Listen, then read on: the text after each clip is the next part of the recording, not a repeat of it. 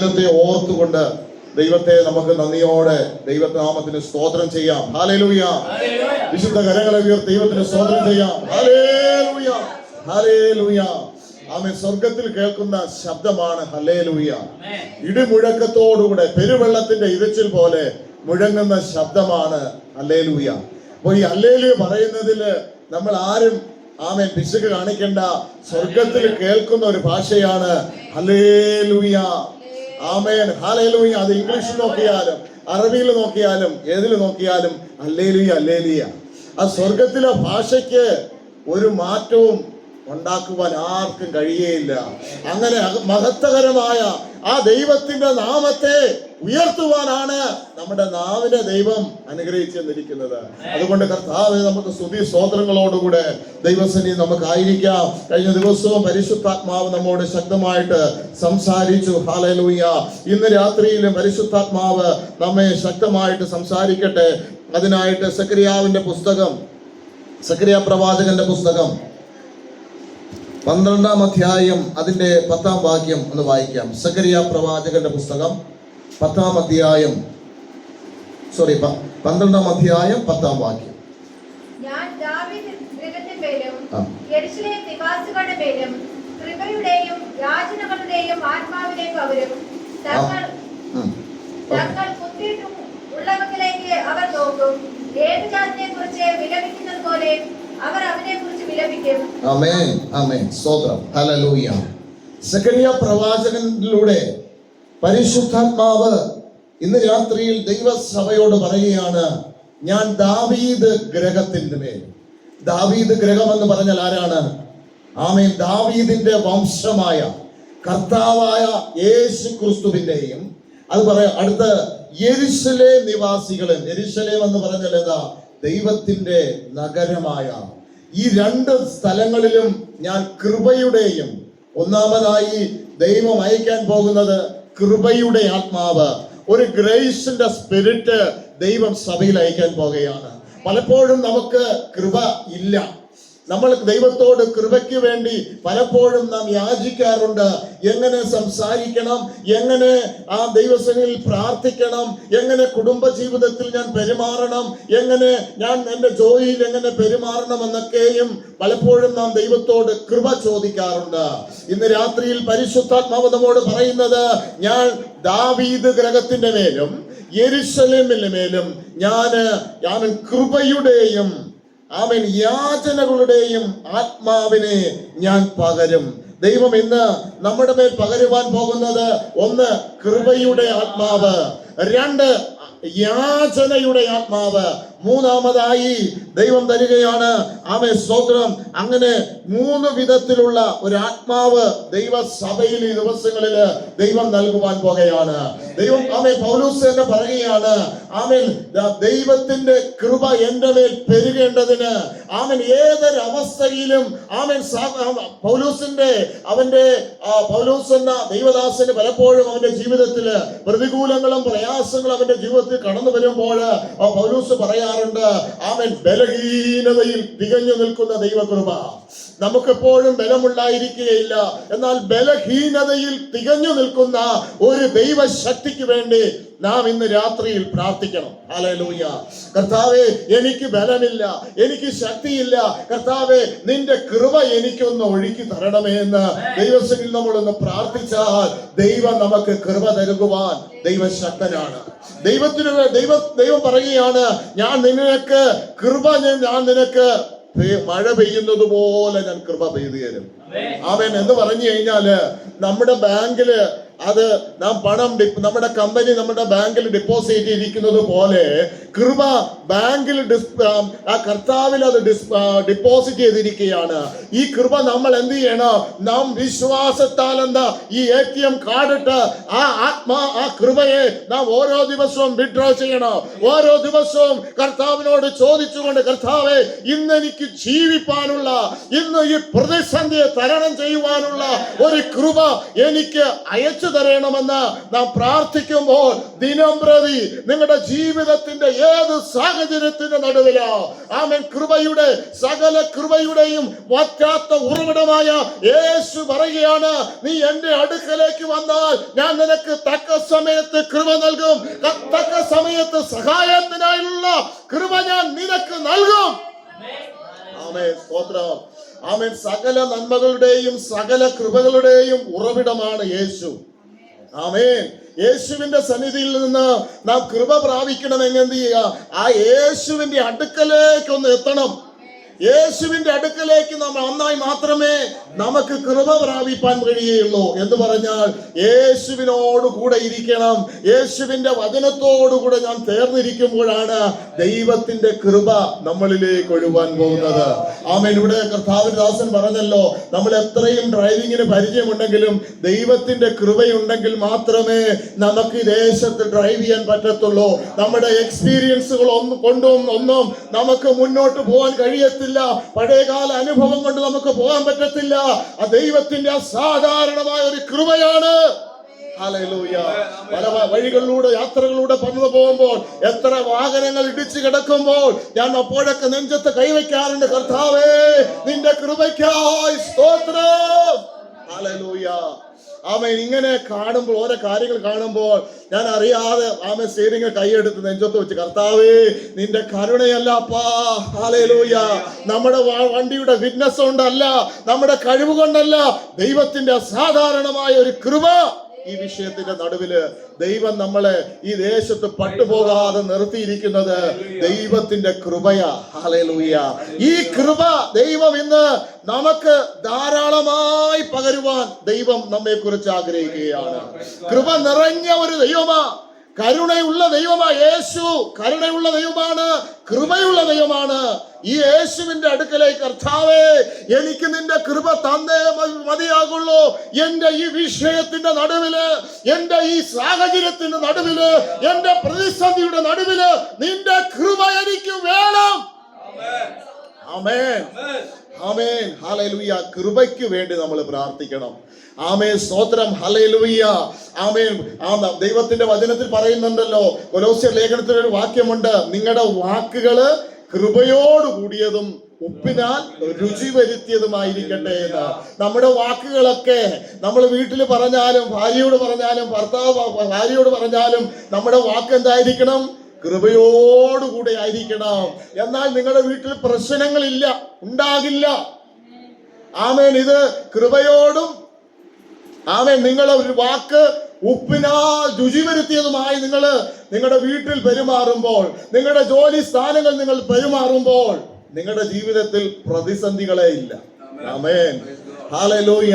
ഈ ദിവസങ്ങൾ ദൈവത്തിന്റെ കൃപയ്ക്ക് വേണ്ടി നാം പ്രാർത്ഥിക്കണം. ആമേൻ. ഞാൻ പറഞ്ഞല്ലോ, ദൈവത്തിന്റെ കൃപ ഓൾറെഡി ഡെപ്പോസിറ്റ് ചെയ്ത നിറഞ്ഞിരിക്കുക അതിനകത്ത്. ആമേൻ. പലപ്പോഴും നമുക്ക് ആക്റ്റീവായിട്ടുള്ള ഒരു കാർഡില്ലെന്നാണ് നാം മനസ്സിലാക്കുന്നത്. എന്താണ്? വിശ്വാസമില്ല. ദൈവം വിടുവിക്കുമോ, ഈ പ്രശ്നത്തിൽ തന്നെ ദൈവം പുറത്തു കൊണ്ടുവരുമോ എന്നുള്ള വിശ്വാസത്തിന്റെ ATM കാർഡ് കൊണ്ട് ഞാൻ അതിലേക്ക് ഞാൻ ATM ആ മിഷനിലേക്ക് ഞാൻ ഇടുമ്പോൾ എന്റെ ദൈവത്തിന്റെ കൃപ ഞാൻ വിഡ്രോ ചെയ്യുകയാണ്. കർത്താവേ ഈ വിഷയത്തിൽ എനിക്ക് എന്റെ ദൈവത്തിന്റെ കൃപ വേണം എന്ന് നാം യാചിക്കുമ്പോൾ ദൈവം നമ്മെ അനുഗ്രഹിക്കും. രണ്ടാമതായി പറയുന്നത്, ആമേൻ, യാചനയുടെ ആത്മാവ്, സപ്ലിക്കേഷൻ ഓഫ് സ്പിരിറ്റ്. നമ്മളൊരു യാചന എന്ന് പറഞ്ഞാൽ എന്താ? ഒരു ബഗ്ഗിങ് എന്ന് പറഞ്ഞാൽ നമ്മൾ യാചിക്കുന്നവരെ കണ്ടിട്ടുണ്ടല്ലോ. ദൈവസനിൽ യാചനയോടുകൂടെ, കർത്താവേ എന്റെ വിഷയത്തിന്റെ നടുവില് ഞാൻ ഇന്ന് നിന്റെ സന്നിധിയിലേക്കൊന്ന് യാചിക്കുകയാണ്. ആമേൻ. എഫെസ്യർക്ക് ലേഖനം 6-ാം അധ്യായം 18-ാം വാക്യം ഒന്ന് വായിച്ചേ. അവിടെ ദൈവത്തിന്റെ വചനത്തിൽ എന്താണ് പറയുന്നത്? സകല പ്രാർത്ഥനയാലും യാചനയാലും ഏതു നേരത്തും ആത്മാവിൽ പ്രാർത്ഥിച്ചും അതിനായി ജാഗരിച്ചും കൊണ്ട് സകല വിശുദ്ധന്മാർക്കും എനിക്കും വേണ്ടി പ്രാർത്ഥനയിൽ പൂർണ്ണ സ്ഥിരത കാണിപ്പിൻ. ഇവിടെയാണ് നമ്മൾ സ്ഥിരതയില്ലാത്തവർ, അല്ലേ? ഈ കാര്യങ്ങളിൽ നമ്മൾ സഭയിൽ കൂടി വരുമ്പോൾ മാത്രമല്ല നാം പ്രാർത്ഥിക്കേണ്ടത്, ഏത് നേരത്തും പ്രാർത്ഥിക്കുന്നവരായി മാറണം ദൈവജനം. ദൈവമക്കൾ ഏത് സ്ഥലത്തായിരുന്നാലും, ആമേൻ, കിച്ചണിലായിരിക്കുമ്പോഴും വർക്ക് പ്ലേസിലായിരിക്കുമ്പോഴും ഡ്രൈവ് ചെയ്യുമ്പോഴും, കർത്താവിനെ സ്തുതിക്കുന്നവരും ദൈവത്തെ സന്നിൽ യാചിക്കുന്നവരുമായിരിക്കണം. പൗലോസ് പറയുകയാണ്, ഏത് നേരത്തും പ്രാർത്ഥിച്ചും യാചനയാലും. പലപ്പോഴും യാചന ആരും കൊടുക്കാറില്ല. നമ്മൾ എന്ത് ചെയ്യും? അടുത്ത സൊല്യൂഷൻ നോക്കും. എന്ന് പറഞ്ഞാല് അടുത്ത വഴിയിലേക്ക് നമ്മൾ നോക്കും. പ്രാർത്ഥനയുണ്ട്, നാം വേറെ വഴിയിലേക്ക് നാം ചിന്തിക്കുവാൻ നോക്കും. ഇത് ദൈവം ആഗ്രഹിക്കുന്നില്ല. ദൈവം പറയുകയാണ്, വിശ്വാസം എന്നത് ആശിക്കുന്നതിന്റെ ഉറപ്പും കാണാത്ത കാര്യങ്ങളുടെ നിശ്ചയമാകുന്നു. നാം വിശ്വാസത്തോടുകൂടെ പ്രാർത്ഥിക്കുമ്പോൾ നമ്മുടെ ജീവിതത്തിൽ വിടുതലുകൾ സംഭവിക്കുവാനിടയായി തീരും. ദൈവം ഇന്ന് യെരൂശലേമിലും ദാവീദ് ഗൃഹത്തിന്മേലും കൃപയുടെയും ദൈവം തരുന്ന പരിശുദ്ധാത്മാവിന്റെ യാചനയുടെ ആത്മാവ് എന്തിനു വേണ്ടിയിട്ടാ? ഞാൻ ഏതു നേരത്തും പ്രാർത്ഥിക്കാൻ വേണ്ടിയിട്ടാ. ഏതു നേരത്തും ജാഗരിക്കാനും ഏത് നേരത്തും സപ്ലിക്കേഷൻ ഓഫ് സ്പിരിറ്റ്. ഇന്ന് ദൈവത്തോട് പറയണം, എനിക്കൊരു സപ്ലിക്കേഷൻ സ്പിരിറ്റ് എനിക്ക് തരണം കർത്താവേ. ഒരു യാചനയുടെ ആത്മാവിനെ എനിക്ക് തരണം. ഹല്ലേലൂയ. ദൈവത്തോട് പറയാം. നമ്മൾ പലപ്പോഴൊക്കെ നമ്മുടെ അടുത്തൊക്കെ വന്ന് നമ്മുടെ മക്കള് വന്ന് നമ്മുടെ പിള്ളേര് വന്ന് പറയും, നമ്മുടെ നേരം എത്ര നേരം യാചിച്ചിട്ടായിരിക്കും നമ്മളൊരു ടോയ് മേടിച്ചു കൊടുക്കുന്നത്, അല്ലേ? ഇല്ലേ? ആണോ? അവനെ അറിയാം, മോനറിയാം, അല്ലെങ്കിൽ മോക്കറിയാം, എത്ര തന്നെ അത് ബഗ് ചെയ്ത് അവന് മേടിച്ചിരിക്കും. നമ്മുടെ മനസ്സലിയും. നമ്മുടെ മാനുഷ്യമായി ഞാൻ എൻ്റെ മക്കൾക്ക് ഇങ്ങനെ ചെയ്തു കൊടുക്കുന്നെങ്കിൽ, ഈ സകല ചരാചരങ്ങളെ സൃഷ്ടിച്ചവൻ, ലോകത്തെ ഉണ്ടാക്കിയവന്, സകലത്തെയും ഉളവാക്കിയ ദൈവത്തിന് അവന് കഴിയാത്ത വല്ല കാര്യമുണ്ടോ? ഹല്ലേലൂയ. ആമേൻ. സ്തോത്രം. ദൈവത്തിന് കഴിയാത്ത ഒരു നമ്മൾ എന്ത് ചെയ്യും? നമുക്ക് വേറെ വേറെ ഓപ്ഷൻ ഉണ്ട്, അല്ലേ? നമുക്ക് പല ഓപ്ഷൻ ഉണ്ട്. നാം ഓപ്ഷനിലേക്ക് തിരിയും. ദൈവത്തോടുള്ള വിശ്വാസവും ദൈവത്തോടുള്ള ആ ഉറപ്പും നമുക്കില്ലാതെ വരുന്നതാണ് നമ്മുടെ ജീവിതത്തിൽ പരാജയങ്ങൾ സംഭവിക്കുന്നത്. ഹല്ലേലൂയ. അതുകൊണ്ട് പറയണം, കർത്താവേ, എനിക്കൊരു യാചനയുടെ ആത്മാവിനെ എനിക്ക് ഇന്ന് രാത്രി തരണം. ഞാൻ യാചനയുടെ ആത്മാവിനെ എനിക്ക് തരണം. എന്നിൽ വരുന്ന ഈ യാചനയുടെ ആത്മാവ് ദൈവസഭയില് ഈ ആലോചനയുടെ യാചനയുടെ ആത്മാവ് ഈ സഭയിലേക്ക് വ്യാപരിക്കാൻ തുടങ്ങും. ആമേൻ. ആമേൻ. സ്തോത്രം. ഇന്ന് നാം ദൈവവചനത്തിലൂടെ നമ്മൾ കേൾക്കുന്നത് രണ്ട് വിഷയമാണ് പരിശുദ്ധാത്മാവ് ദൈവസഭയോട് പറയുന്നത്. ഞാൻ നിങ്ങളുടെ മേല് ദാവീദ് ഗൃഹത്തിന്റെ മേലും യെരൂശലേം നിവാസികളുടെ മേലും കൃപയുടെയും യാചനയുടെയും ആത്മാവിനെ പകരും. Hallelujah. Spirit of grace and supplication of spirit. ഇത് രണ്ടും നമുക്ക് ഇന്ന് ദൈവം ദാനമായി നൽകുവാനായിട്ട് ദൈവം നമ്മുടെ കൂടെയുണ്ട്. ഇന്ന് അവൻ വന്നിട്ടുണ്ട്. നമ്മൾ ദൈവസന്നിധി പറയണം. നമ്മള് വായിച്ച എഫെസ്യർ 6:18 വായിച്ച ഏതു നേരത്തും പ്രാർത്ഥിക്കണം. ഇത് വളരെ ഒരു സിമ്പിൾ ആയിട്ടുള്ള കാര്യമൊന്നല്ലേ അത് നേരം പ്രാർത്ഥിക്കുക എന്ന് പറയുന്നത്. നമ്മളെ പ്രാർത്ഥിപ്പിക്കത്തില്ല. നമ്മുടെ ജഡശക്തികള്, ഈ ലോകത്തിൽ ഒരു അന്ധകാര ശക്തി വ്യാപരിക്കുന്നുണ്ട്. ഈ ശക്തി നമ്മെ പ്രാർത്ഥിപ്പിക്കത്തില്ല. എന്നാൽ അവനെ നമ്മൾ ഓവർകം ചെയ്യണം. നമ്മുടെ ജഡത്തിന്റെ മോഹം നമ്മെ പ്രാർത്ഥിപ്പിക്കത്തില്ല. ഈ ജഡത്തിന്റെ മോഹത്തെ നമ്മളെ ഇരുത്തത്തില്ല. ഹല്ലേലൂയ. അനുഭവമാണ് ഞാൻ പറയുന്നത്. ആമേൻ. നമുക്ക് പ്രാർത്ഥിക്കണം, ദൈവവചനം വായിക്കണം. പക്ഷെ നമ്മൾ അന്നേരം പല രീതിയിൽ നമ്മൾ എന്ത് ചെയ്യും? അടുത്ത ചിന്ത വരും, അടുത്ത ജോലി, അങ്ങനെ എന്ത് ചെയ്യും? നമ്മളിങ്ങനെ അതിനെ മാറി കൊണ്ടുപോയിട്ടുണ്ട്. അത് ഈ ലോകത്തിലെ ഒരു അന്ധകാര അന്ധകാര പിശാചിന്റെ പോരാട്ടമാണ്. നമ്മെ പ്രാർത്ഥിക്കാൻ അനുവദിക്കത്തില്ല. ആമേൻ. ഇന്ന് രാത്രിയിൽ നമ്മൾ പ്രാർത്ഥിക്കണം, കർത്താവേ, എനിക്ക് കൃപയുടെയും ഒരു ആത്മാവിനെ തരണം, യാചനയുടെ ആത്മാവിനെ ഞാൻ തരണം. യെരൂശലേം എന്ന് പറയുന്നത് ദൈവത്തിന്റെ സഭയാണ്, ദൈവത്തിന്റെ നഗരമാണ്. ഇതിനകത്ത് ആത്മാവിന്റെ ശക്തി വ്യാപരിക്കപ്പെടുവാൻ നമ്മുടെ ജീവിതത്തില് ഒരു ലൈഫ് സ്റ്റൈലായി മാറട്ടെ. ഞാൻ ഏത് നേരത്തും ഞാൻ പ്രാർത്ഥിക്കും. ആമേൻ. ഡ്രൈവ് ചെയ്തുകൊണ്ടിരിക്കുമ്പോഴൊക്കെ അന്യഭാഷ പറയണമെന്ന്. നിങ്ങൾ ജോലി ചെയ്യുമ്പോഴൊക്കെ അന്യഭാഷ ദൈവത്തെ മഹത്വപ്പെടുത്തണം. ഹല്ലേലൂയ. ആമേൻ. ചില സമയങ്ങളിലൊക്കെ ആത്മീയമായ ശുശ്രൂഷകളിലൊക്കെ നടക്കുന്ന സമയത്ത് രാത്രി കാലങ്ങളിൽ അന്യഭാഷയിൽ ദൈവത്തെ മഹത്വപ്പെടുത്തുക. ഹല്ലേലൂയ. ആമേൻ. സ്തോത്രം. പണ്ടൊരു പ്രാവശ്യം ഞാൻ പഴയ സഭയില് ആയിരുന്ന സമയത്ത് കത്തിൽ ഇങ്ങനെ പോകുമ്പോൾ രാത്രി അങ്കിൾ എന്തോ കിടന്ന് പറയുമെന്ന് കേൾക്കുന്നു. പിള്ളേര് പറയുക, കുറച്ചു നേരം ഉറങ്ങിയ സമയത്ത്. കാരണം നമുക്ക് ദൈവമായിട്ടുള്ളൊരു ബന്ധം. ആമേൻ. അന്യഭാഷ സംസാരിക്കുന്നു എന്താ ചെയ്യുന്നത്? മനുഷ്യരോടല്ല, അവൻ ദൈവത്തോട് സംസാരിക്കുന്നു. അവൻ പിന്നെ എന്ത് ചെയ്യുന്നു? അവൻ തനിക്ക് തന്നെ ആത്മീക വർധന വരുത്തുന്നു. ഹല്ലേലൂയ. ആമേൻ. സ്തോത്രം. ഇങ്ങനെ ഒരു ആത്മാവാണ് ദൈവം നമുക്ക് തന്നിരിക്കുന്നത്. അത് കൃപയുടെ ആത്മാവ്, അത് ആമേൻ ആലോചനയുടെ ആത്മാവ്, അത് നിങ്ങൾക്ക് തന്നിരിക്കുന്ന ഒരു യാചനയുടെ ആത്മാവ്. ഓ, ഈ യാചനയുടെ ആത്മാവ് ഇന്ന് നമ്മൾ പ്രാപിച്ചിട്ടേ ഇവിടുന്ന് മടങ്ങി പോകാവൂ. കർത്താവേ, എനിക്കൊരു കൃപയുടെ ആത്മാവിനെ തരണം. എനിക്ക് പലപ്പോഴും ഞാൻ തെറ്റിപ്പോകുന്നപ്പാ, കൃപയില്ല. ഞാൻ പലപ്പോഴും ചില വാക്കുകൾ പറയുന്നു. ആമേൻ. ചില മേഖലകളിൽ ആമേൻ ഏതെങ്കിലും കേട്ടാൽ അതിനെ എടുത്തു പറയുന്ന ഒരു വാക്കുകള്, നമ്മുടെ വാക്കുകളൊക്കെ ഈ ദിവസങ്ങളിൽ കൃപയിലേക്ക് നമുക്കൊന്ന് വരാം. ഹല്ലേലൂയ. നമ്മളെ കൂട്ടു സഹോദരന്മാരോട്, കൂട്ടു സഹോദരിമാരോട് ദൈവസഭയിൽ വരുമ്പോഴും നമ്മൾ വിളിക്കുമ്പോഴും നിങ്ങളിൽ ഒരു കൃപ ഒഴുകുന്നവരായി മാറണം. ആമേൻ. ഹല്ലേലൂയ. നിങ്ങൾ ഒരാളിനോട് സംസാരിക്കുമ്പോൾ നിങ്ങളുടെ വാക്ക് അവരെ ജീവിപ്പിക്കുന്നവരായി മാറണം. ആമേൻ. അതാണ് യേശുവിന്റെ ആത്മാവ് നമ്മൾ വസിക്കുന്നത്.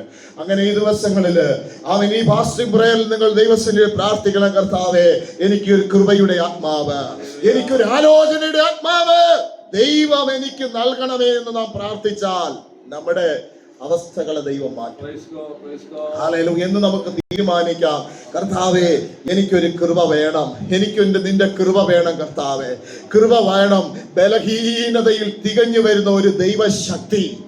ആമേൻ. ഹല്ലേലൂയ. ആമേൻ. അപ്പോസ്തലനായ പൗലോസിന് അവന്റെ ശരീരത്തോടൊരു ശൂലമുണ്ടായിരുന്നു. അവൻ എന്താ ദൈവത്തോട് പ്രാർത്ഥിച്ചത്? ആമേൻ. ശൂലം നീങ്ങുവാൻ അവൻ 3 വട്ടം പ്രാർത്ഥിച്ചു. എന്നാല് ദൈവം അവനോട് എന്താ പറഞ്ഞത്?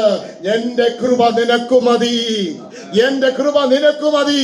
കാരണം ബലഹീനതയിൽ തികഞ്ഞു വരുന്ന ഒരു ദൈവശക്തിയാണ് കൃപ. ആമേൻ. സ്തോത്രം. ഞാനും നിങ്ങൾ നിൽക്കുന്നത് ദൈവത്തിന്റെ കൃപയാ. we are sustained the grace എന്ന് എഴുതിയിരിക്കുന്നത്. റോമാലേഖനം 5-ാം അധ്യായത്തിൽ 2-ാം വാക്യം, നിങ്ങൾ നിലനിൽക്കുന്ന കൃപയില്, ആമേൻ, നിൽക്കുന്ന കൃപയിലേക്ക് വിളിച്ച ദൈവം വിശ്വസ്തൻ. ഹല്ലേലൂയ. എത്ര നന്ദിയോടെ ദൈവത്തിന് പറഞ്ഞ്, എന്നെ വിളിച്ചു കൂട്ടിയ വിശ്വസ്തനായ ദൈവമേ, ഈ കൃപയിലേക്ക് എന്നെ കൊണ്ടുവന്നതിന് ഞാൻ നിനക്ക് സ്തോത്രം. ഓ, ഇന്ന് രാത്രി നമുക്ക് പ്രാർത്ഥിക്കാമോ? കർത്താവേ, ഈ കൃപയിലേക്ക് എന്നെ വിളിച്ചല്ലോ, ഈ യാചനയുടെ ആത്മാവിനെ എനിക്കൊന്ന് തരണമേ. ഞാൻ പലപ്പോഴും ചില വിഷയങ്ങൾ പ്രാർത്ഥിച്ചിട്ട് അത് ഞാൻ വിട്ടുകളയുന്നു. ഇന്ന് എനിക്കൊരു യാചന, ഒരു യാചനയുടെ ആത്മാവ് എന്റെ മേൽ തരണമേ എന്ന് നമ്മൾ എത്ര പേർ പ്രാർത്ഥിക്കുന്നു. എന്നാൽ നിങ്ങളുടെ ജീവിതത്തില് സഭയിൽ ചില മാറ്റങ്ങൾ സംഭവിക്കാൻ പോകുകയാണ്. സഭയിൽ ദൈവികമായ പ്രവൃത്തി വെളിപ്പെടുവാൻ പോകുകയാണ്. അങ്ങനെ ദൈവസന്നിധിയിലേക്ക് നിങ്ങൾ തീരുമാനിച്ച് ഇന്ന് രാത്രിയിൽ പ്രാർത്ഥിക്കുമ്പോൾ ദൈവത്തിന്റെ അത്ഭുത ബലം കാണുവാൻ ദൈവം ഇടയാക്കും. ഈ വചനങ്ങളാൽ പരിശുദ്ധാത്മാവ് നമ്മെ സഹായിക്കുമാറാകട്ടെ. ആമേൻ.